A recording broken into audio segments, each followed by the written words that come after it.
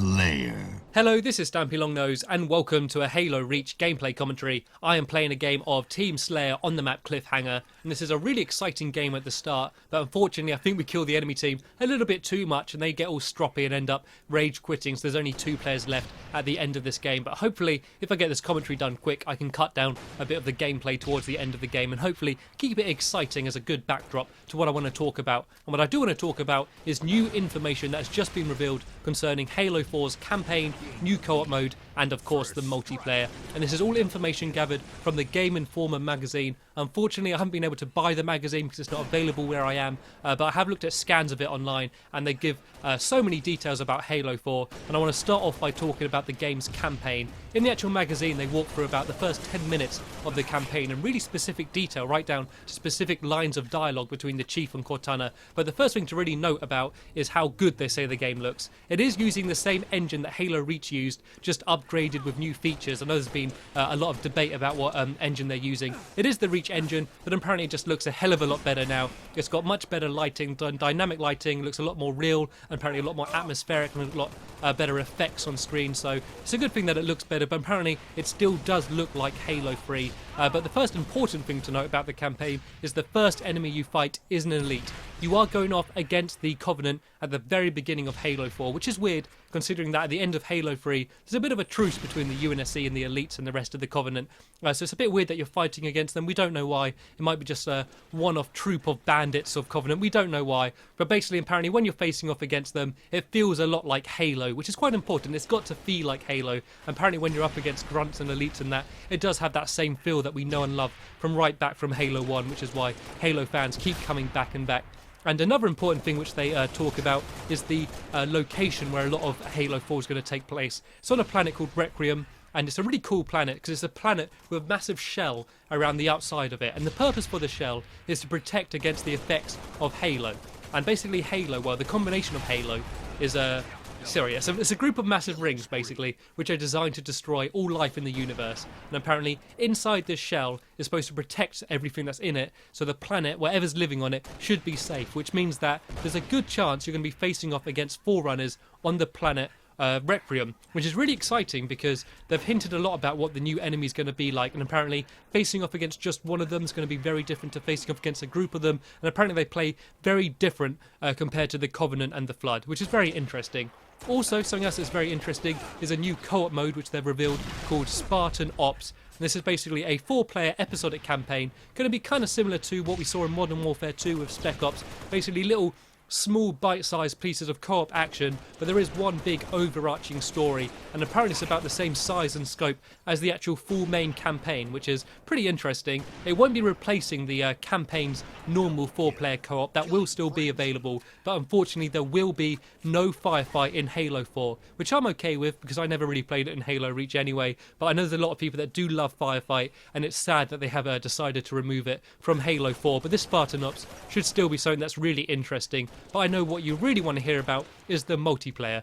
I think that one of the most interesting revelations in terms of the multiplayer is the reasoning for why Red Spartans are facing off against Blue Spartans. Quite a lot of people guessed it, but basically all the battles in multiplayer are going to be taking place inside a massive spaceship called the UNSC Infinity. It's going to be over 3 kilometers in length, and all of the battles in multiplayer are basically training for fighting against this new foe which is going to be in Halo 4. It's all going to take place inside a combat deck, but don't worry, all the levels aren't going to look exactly the same, as this combat deck can basically replicate the look of any known environment to the UNSC. And I don't think the multiplayer really needed this extra motivation. I mean, I've always been happy with just shooting people in the face because the game tells me to, it's fun enough. But I think where it does become interesting is the fact that the Infinity spaceship is going to be in the actual campaign. It's going to cross paths with the Master Chief storyline, and I think that might be quite an interesting level at least. But it does also mean that elites will not be playable in the multiplayer, which is something that I'm very happy with. I've always preferred Spartan v Spartan fights, but for someone that likes invasion a lot, that might be something like a bit disheartening to hear. On more disheartening news is the fact that the game is now going to have game-changing upgrades like in Call of Duty and Battlefield. They hinted at it before, they've kind of confirmed it all now. As you played through the game, you're going to be ranking up and earning new abilities, and the way you do this is by completing a game. You'll get a certain set of Spartan points.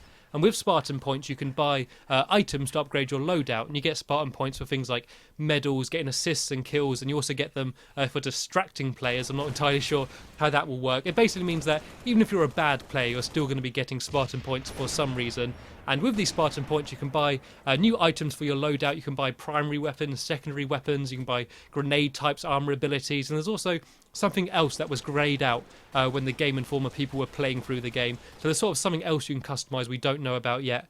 We do know there's going to be 4 different types of grenade types again, like it was in Halo 3. And all of some of the armor abilities have been confirmed. There's going to be the hologram making a return, as will the jetpack and the active camo. Sprint is going to be always enabled. That won't be a selectable armor ability. You'll always be able to sprint unless you're playing in some sort of classic mode where it might be able to be turned off. And there's also a new armor ability which has been revealed called Forerunner Vision. And this basically enables you to see players through walls. And that does sound slightly overpowered at first, but don't worry. I'm sure they're going to sort it out so it's not too powerful. I think it might be something like black light, where you can kind of just see the outline of an enemy or a rough location of where they are.